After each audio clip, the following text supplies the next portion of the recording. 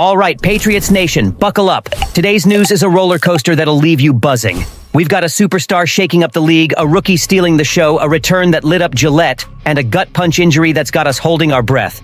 What does this mean for our Pats? Are we building a dynasty or facing new hurdles? You tell me in the comments. You won't believe what's coming. So grab a seat, smash that like button, and let's dive into the action. The bomb dropped in the NFL, Patriots Nation, and it's got a name: Micah Parsons. The All-Pro Cowboys pass rusher wants out. And guess who's in prime position to bring this beast to Foxborough? Yup, our Patriots. Picture this: a guy with 40.5 sacks in 4 seasons rocking our red, white, and blue. But hold up, it's not just about wanting him. Can we seal the deal? What does this do for our defense? Let's break it down, because this has fans losing their minds. New England's in rebuild mode but flush with cash. With nearly $60 million in cap space, tops in the league, we can handle Parsons' contract and give him the extension he's after. That's huge, especially with Drake May on a rookie deal, freeing up dollars to go big. Plus, we've got draft picks to spare. Dallas will want a haul, but we've got the ammo to negotiate. Mike Vrabel, our new head honcho, is itching to shape a defense that echoes Belichick's glory days. Remember those Pats teams that choked out offenses? Parsons could be the key to getting us back there. Now, picture this. Our defense is already shaping up with Milton Williams from the Eagles and Harold Landry III from the Titans. Pair them with Christian Barmore and it's scary.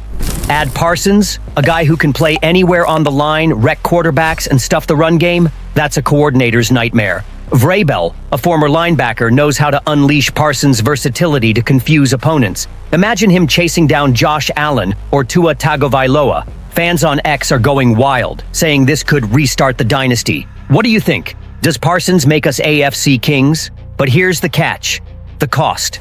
Dallas won't let a star like him go cheap. Are we giving up high picks or maybe a young player? And if talks stall, who else is in the race?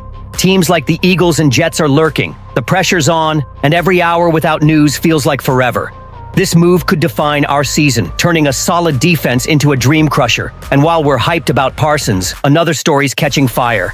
And while we're hyped about Parsons fortifying our defensive wall, check out what went down on offense. It's got everyone buzzing.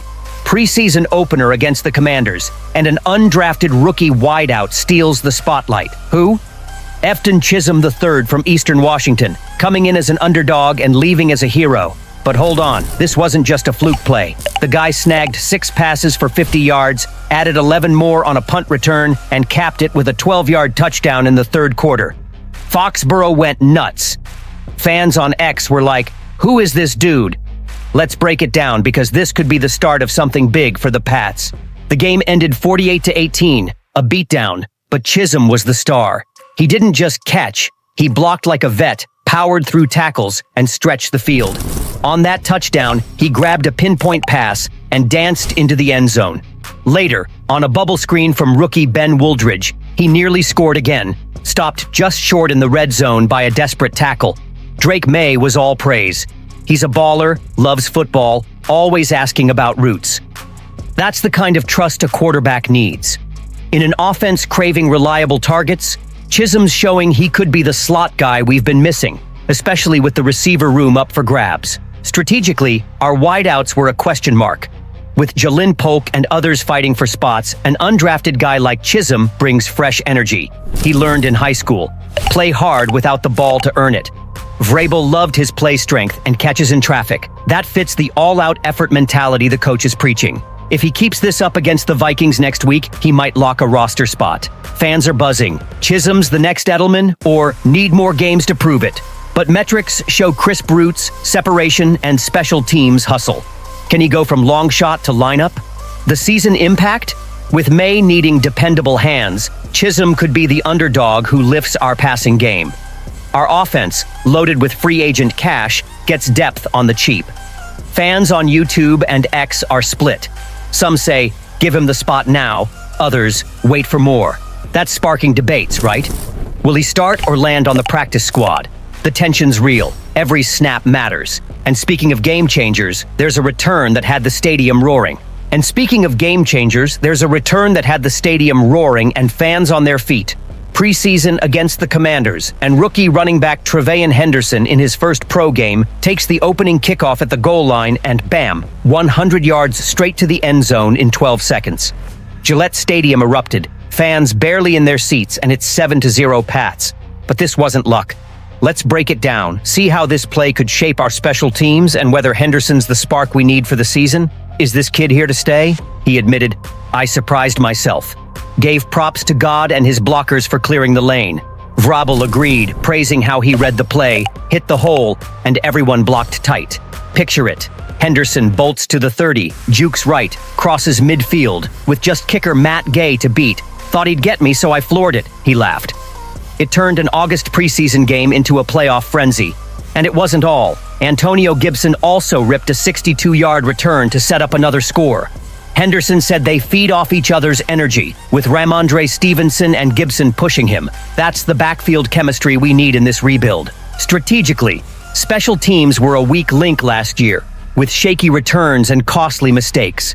Henderson, drafted as a versatile running back, shows elite burst and vision that can flip games. With new kickoff rules, more returns, fewer touchbacks, he's a secret weapon. He could ease pressure on May by giving us prime field position. Fans on X are hyped.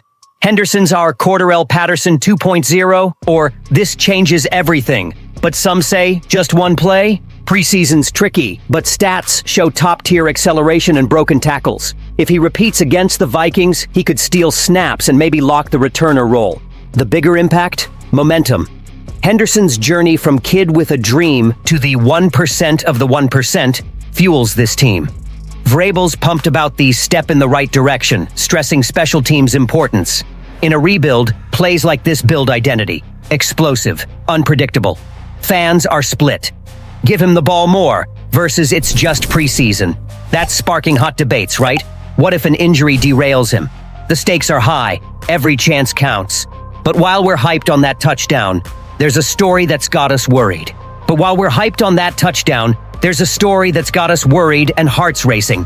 Jalin Pulk, our 2024 second-round wideout, went down in the preseason opener against the Commanders. Late in the first half, on an end-around with Josh Dobbs, he gained 2 yards before getting slammed by Noah Igbinagine.